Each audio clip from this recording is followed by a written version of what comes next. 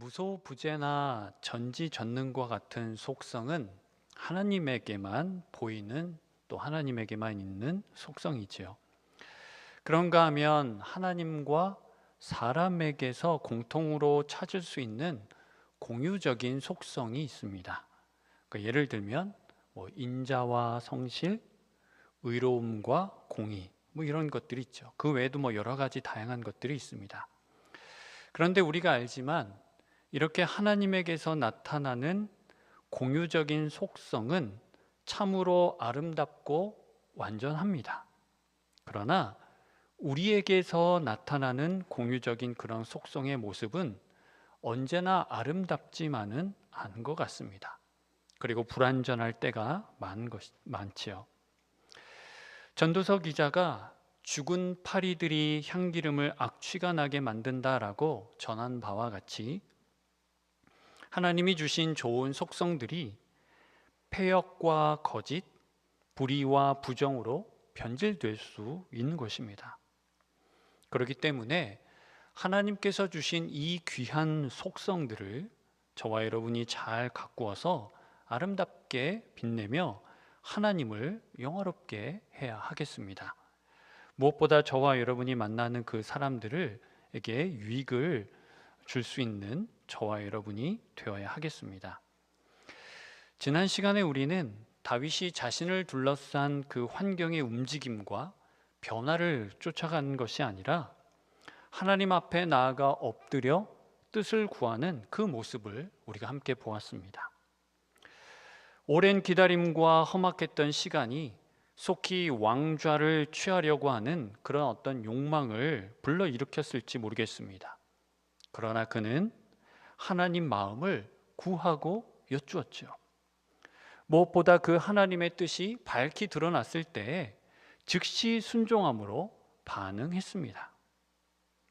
뿐만 아니라 하나님에게 응답한 삶은 적대 세력에 대한 관용으로까지 이어진 것을 우리가 함께 보았습니다.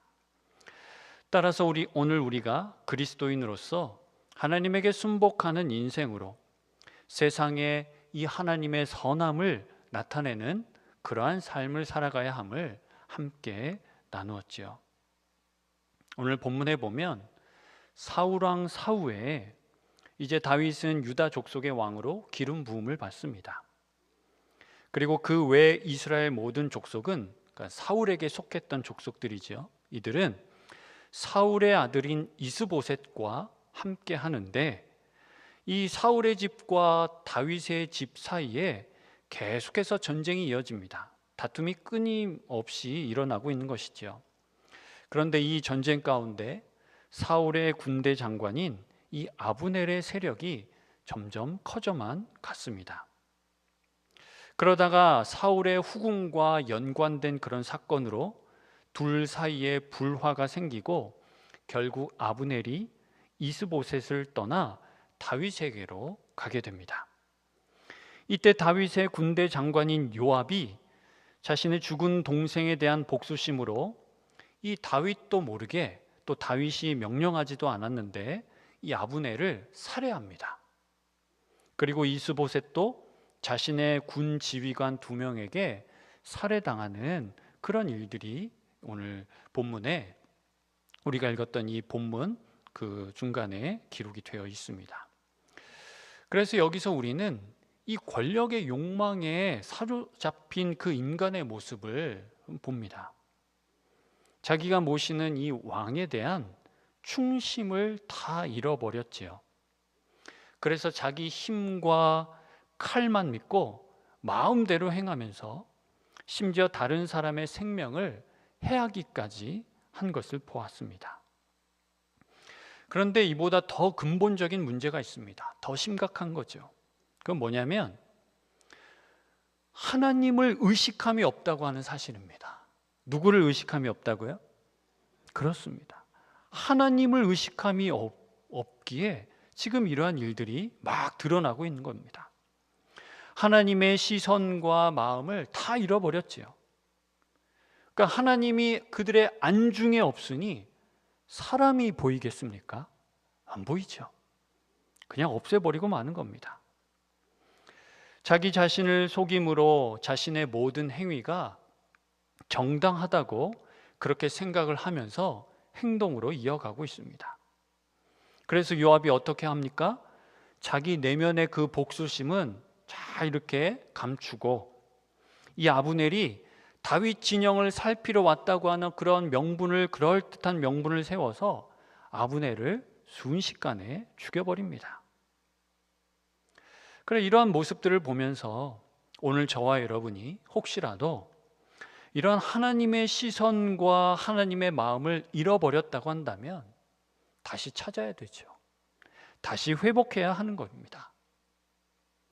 그 하나님의 시선과 마음이 있어야만 우리가 그럼에도 마음이 있어야만 조금이라도 우리 마음과 뜻대로 행하지 않고 하나님을 생각하고 우리의 마음과 또 이 언어를 절제할 수 있을 것입니다. 이를 위해서 요셉을 통한 메시지가 도움이 될 것 같은데요. 창세기 39장 말씀에 보면 이렇게 나옵니다.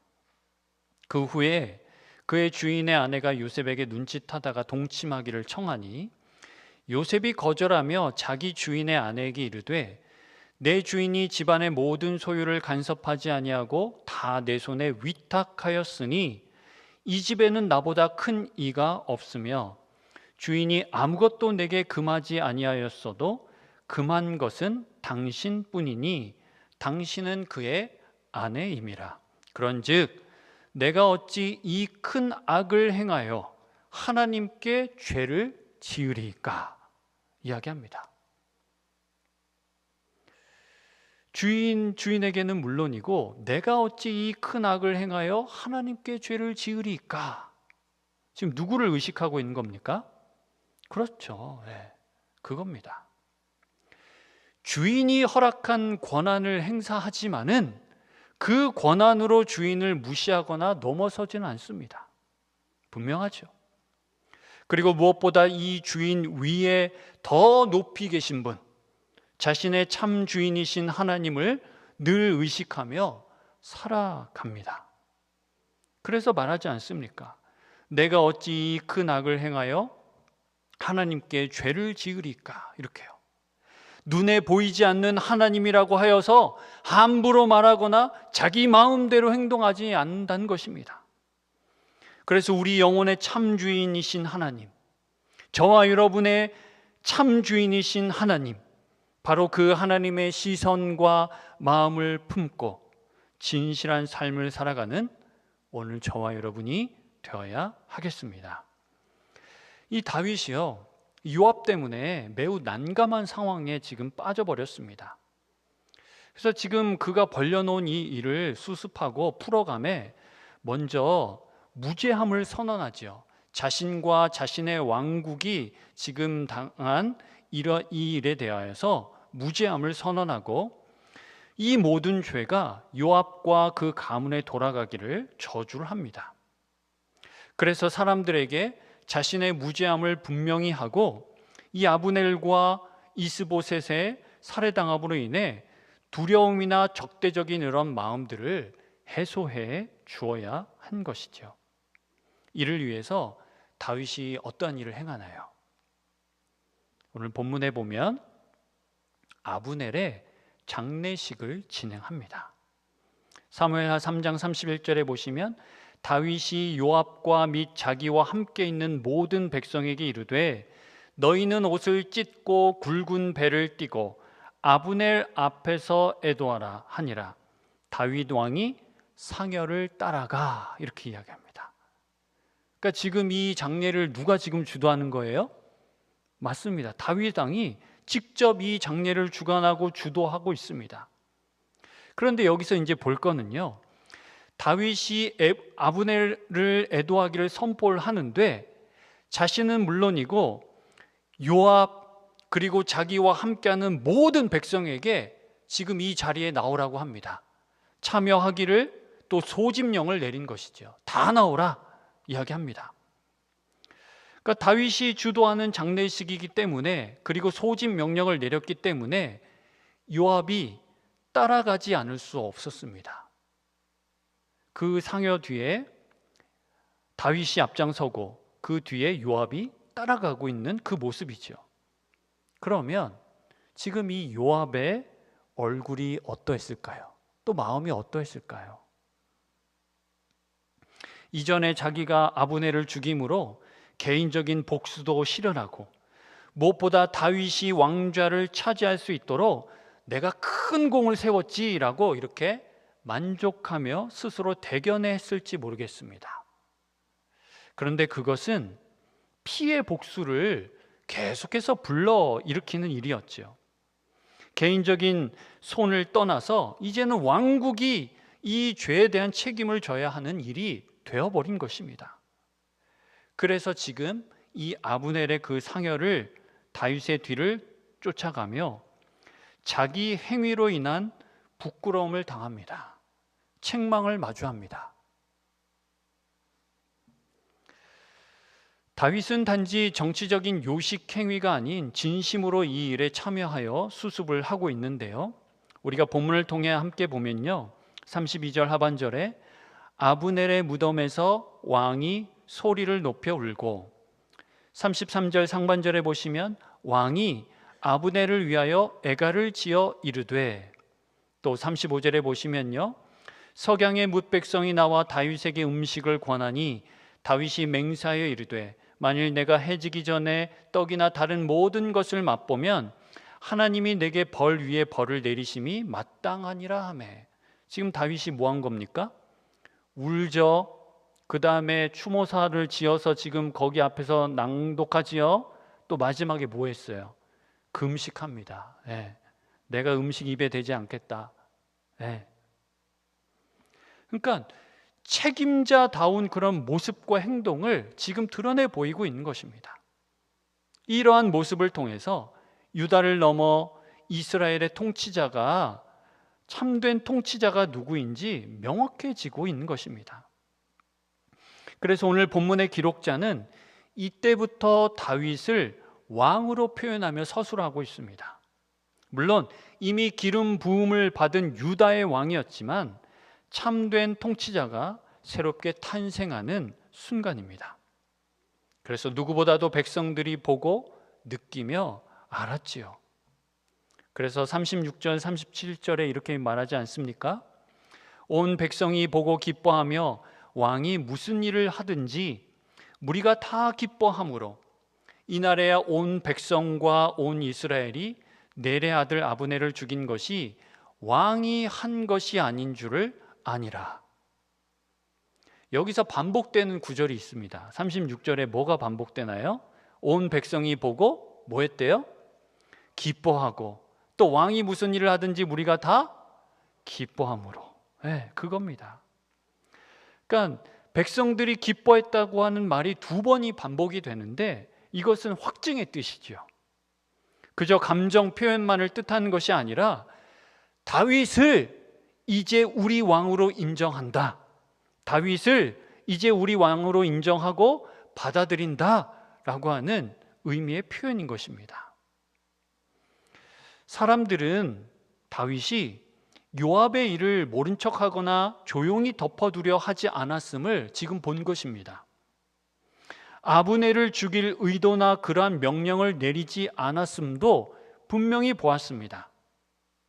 따라서 다윗이 이러한 마음으로부터 말과 행동을 통해 사울에게 속했던 이스라엘 백성들의 마음을 얻게 되고 함께한 사람들에게도 하나님 뜻을 이룰 참된 통치자이므로 인정을 받게 된 것이죠.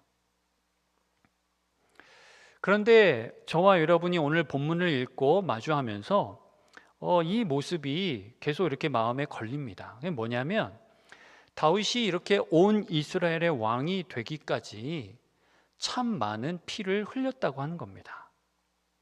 이전에 높 제사장들의 죽음이나 아브넬, 이스보셋의 이런 살해 사건들처럼 그가 의도하지 않은 일들도 그의 여정 속에 포함되어 있는 것이죠. 그런데 다윗이 예루살렘에 들어서기까지, 이 왕으로 등극하기까지 정치와 같은 인간의 어떤 행위들로만 이런 일들이 채워져 있지 않습니다. 사람들 사이에 벌어지는 이런 사건들 가운데 사람들이 알 수 없는 더 큰 힘이 작용하며 더 아름다운 뜻이 성취되고 있음을 오늘 말씀을 통해서 우리가 마주대야 합니다. 그것은 바로 하나님의 계획과 일하심이 있다고 하는 것이죠. 사람들의 모습과 그 사건으로 꽉 들어차 있지만 그 사람들의 모습 속에 누가 계시다고요? 그렇습니다. 바로 하나님이 계셔서 그 뜻하신 바를 지금 이루어가고 계시고 있다는 사실입니다. 그래서 놀라운 사실 하나를 말씀드릴게요. 아브넬이 예전에 이스보셋과 장로들에게 이런 말을 했었어요. 그것은 다름 아니라 하나님이 오래전에 약속해 주신 말씀인 것이죠. 다윗에게 약속하신 말씀이었던 것입니다. 제가 한번 읽어드리면 사무엘하 3장 9절 10절 말씀입니다. 여호와께서 다윗에게 맹세하신 대로 내가 이루게 하지 아니하면 하나님이 아브넬에게 벌 위에 벌을 내리심이 마땅하니라. 그 맹세는 곧 이 나라를 사울의 집에서 다윗에게로 옮겨서 그의 왕위를 단에서 브엘세바까지 이스라엘과 유다에 세우리라 하신 것이니라 하매. 이렇게 이야기를 했었고요. 또 오늘 본문 18절에 보시면 여호와께서 이미 다윗에 대하여 말씀하시기를 내가 내 종 다윗의 손으로 내 백성 이스라엘을 구원하여 블레셋 사람의 손과 모든 대적의 손에서 벗어나게 하리라 하셨음이니라 하고 이렇게 이야기합니다. 이때에야 이 아브넬의 입술을 통하여서 하나님의 말씀이 조금 이렇게 사람들 가운데 드러나는 것을 발견할 수 있습니다. 아브넬이 이런 이야기를 했다고 해서 하나님 앞에 그가 얼마나 신실하게 서 있었는지 알 수는 없지만요, 그에게서 이러한 메시지가 나왔다는 사실은 우리가 조금 주목해 볼 만한 일인 것입니다. 그러니까 하나님께서 이루신 이 약속의 말씀이 사람들에게 감추어져 있는 것이죠. 그 가운데 영적 감각이 무디어진 사람들에게는 그저 이런 이야기가 옛날 이야기로 들릴 것입니다. 그리고 어떤 사람들에게는 이 약속의 말씀을 자기 중심적인 생각으로 곡해하고 적용하여서 자기 왕국을 세워가는데 이용하는 말씀으로 삼을 수도 있을 것입니다. 그런데 하나님 말씀은 죽은 문자나 떠돌아다니는 이야기가 아닙니다.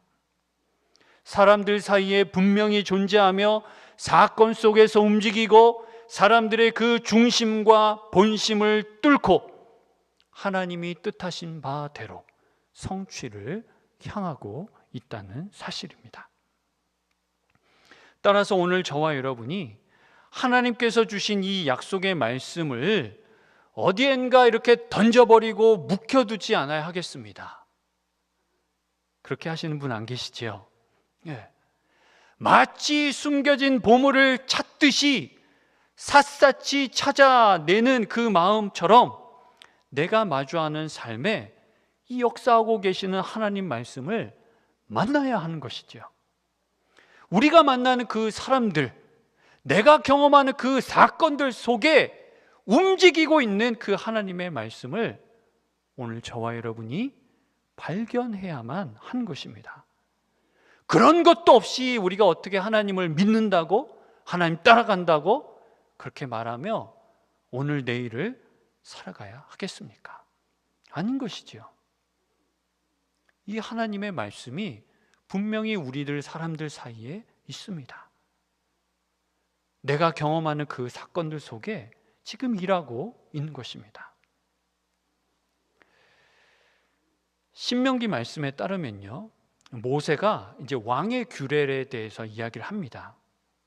그러니까 왕을 어떻게 세워야 하는지 그 지침은 물론이고 왕이 걸어가야 할 그 왕도에 대한 지침을 이야기하고 있습니다.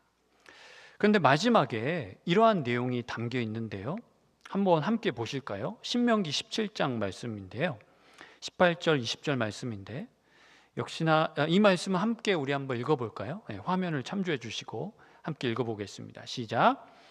그가 왕위에 오르거든 이 율법서의 등사본을 레위 사람 제사장 앞에 책에 기록하여 평생에 자기 옆에 두고 읽어 그의 하나님 여호와 경외하기를 배우며 이 율법의 모든 말과 이 규례를 지켜 행할 것이라. 그리하면 그의 마음이 그의 형제 위에 교만하지 아니하고 이 명령에서 떠나 좌로나 우로나 치우치지 아니하리니 이스라엘 중에서 그와 그의 자손이 왕 위에 있는 날이 장구하리라. 할렐루야. 아멘인가요? 무슨 말씀인가요? 하나님께서 이르신 이 귀한 말씀을 기록하고 평생 자기 옆에 두고 읽으며 그 가운데 하나님 경외하기를 배우고 모든 말과 규례를 지켜 행하라고 하는 하나님이 주신 메시지인 겁니다. 자, 이게 왕의 규례이기 때문에 왕에게 주신 지침이니 우리와 상관없는 말씀이죠. 왕만 들으면 되는 말씀이죠. 그런가요? 어떠세요? 나는 왕도 아닌데 뭐 이거 말씀 들을 필요 있나? 이렇게 생각하시는 분 없을 줄 압니다. 아니죠.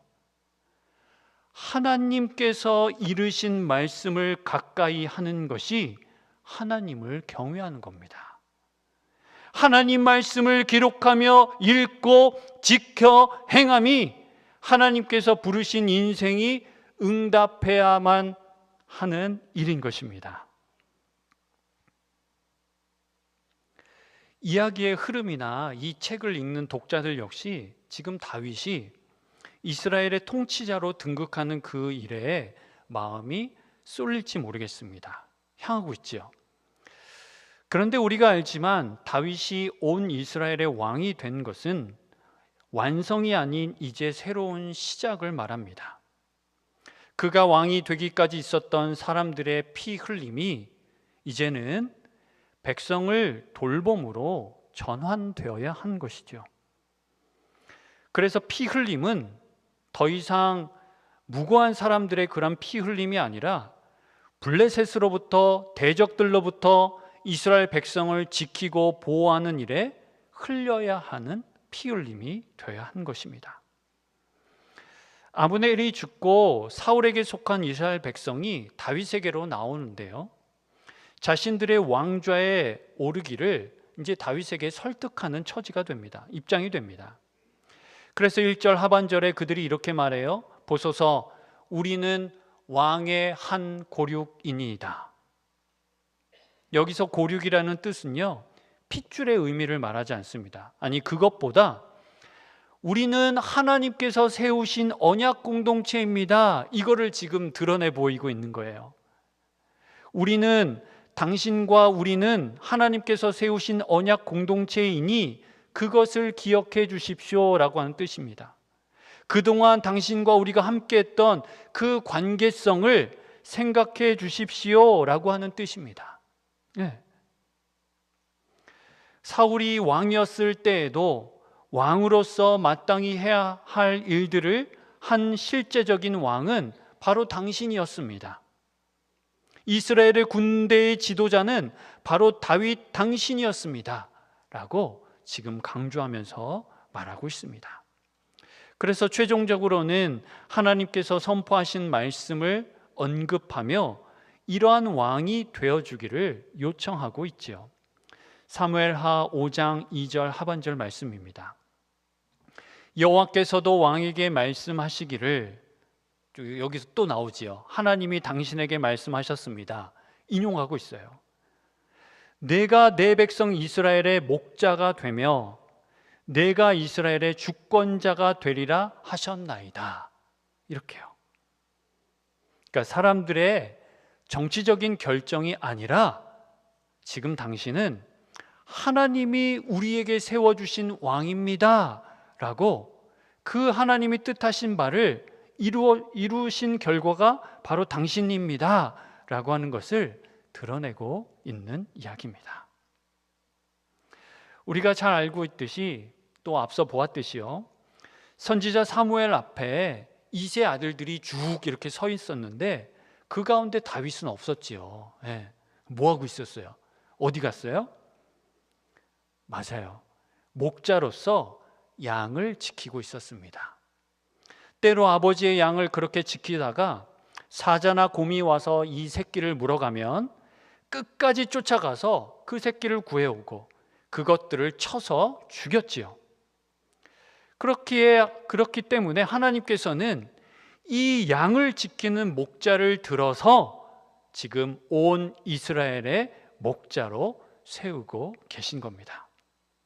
온 이스라엘의 목자는 하나님께서 부르신 언약 공동체를 하나님 뜻으로 인도하며 먹이고 양육하며 보호해야 하는 존재이죠. 그래서 이는 다윗은 물론이고 앞으로 일어날 왕들의 역할이며 평가 기준이 됩니다. 하나님께서는 다윗은 물론 이전의 사울에게도 이렇게 이스라엘의 양떼를 맡기시며 돌봄을 기대하시고 그렇게 할 수 있도록 도와주셨습니다. 다만 이것을 어떻게 응답하느냐? 그것은 사울과 다윗의 몫이죠. 오늘 저와 여러분이 말씀을 통하여서 이제 마지막으로 생각해 볼 한 가지 내용은 이 시대와 또 오늘 우리 자신을 돌아보면요, 어떤 주권자의 마음으로 역할을 수행하고 있는 것은 아닌지 모르겠습니다. 물론 주권자의 역할도 중요하고 필요합니다. 그러나 목자의 마음으로 역할을 수행하는 그런 일이 저와 여러분에게 있어야 한다고 하는 것이죠. 그리스도의 작은 목자로서 우리에게 맡겨주신 이 가정을 친절함으로 먹이며 돌보아야 하는 것입니다. 하나님께서 부르신 우리의 마을 사람들과 공동체를 주님 마음으로 살피고 양육해야 하는 것입니다.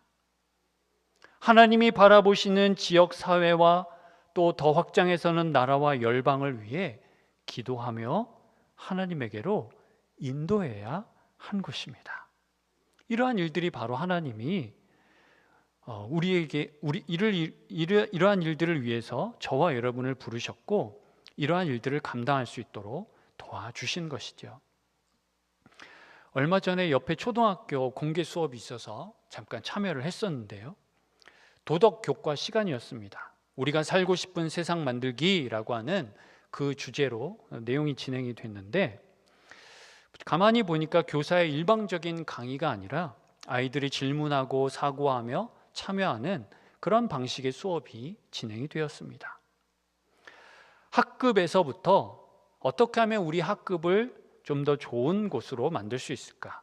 거기 그 단위에서부터 학교 또 더 확장해서는 마을 이렇게 단위가 확장해 가며 실천할 수 있는 그런 일들을 구체적으로 탐색하는 시간이었습니다. 그러니까 이러한 수업을 통해서 한 가지 느낀 것은요, 특정한 누군가만이 아니라 서로가 서로에 대해 돌봄의 대상이라고 하는 사실을 깨닫게 되었습니다. 그러니까 힘 있는 사람 또는 뭔가 능력 있는 사람이 그렇지 못한 사람들에게 어떤 도움을 베푸는 것이 아니라 서로가 서로를 돌보는 존재인 것이죠. 서로가 서로에 대해서 관심을 가지고 또 살펴야 되는 그런 대상이라고 하는 그런 일들을 느꼈습니다. 정리합니다.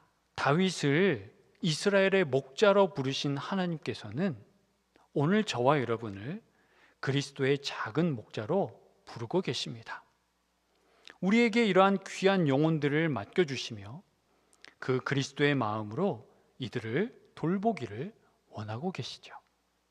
이는 하나님이 기뻐하시며 또한 우리가 함께 나눈 대로 이러한 일들을 감당할 수 있도록 힘과 능력과 지혜를 더해 주십니다.